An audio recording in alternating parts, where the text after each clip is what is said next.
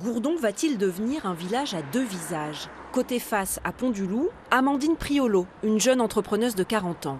Et au sommet, à Gourdon, Serge Barral, 66 ans, l'enfant du pays.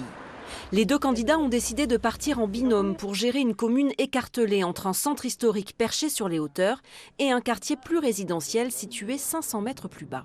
La commune de Gourdon est rattachée au hameau de Pont-du-Loup. Et pour rejoindre le hameau de Pont-du-Loup, il faut faire quand même 15 km. Voilà, c'est pour ça que je voudrais que Amandine Priolo, qui sera notre première adjointe, soit notre première adjointe à Pont-du-Loup, pour s'occuper de Pont-du-Loup, sans la laisser tomber, bien entendu. Officiellement, en cas de victoire, lui sera maire et elle première adjointe. Pour le moment, elle travaille aux côtés de son mari dans une entreprise de menuiserie.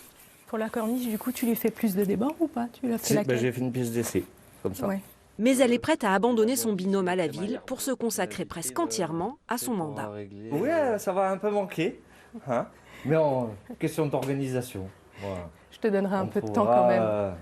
La priorité de ces deux candidats atypiques, redonner vie au village, maîtriser le surtourisme à Pont-du-Loup et y développer des commerces.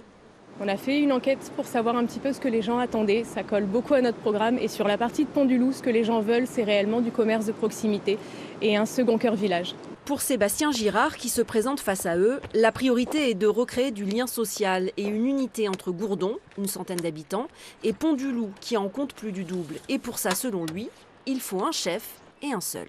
Nous sommes avant tout des Gourdonnais, que ce soit à Gourdon village ou à hameau du Pont-du-Loup. Nous sommes avant tout des Gourdonnais. Et pour créer ce lien et cette unité, il faut ce chef d'orchestre et pouvoir assumer la responsabilité du maire. Et un seul maire.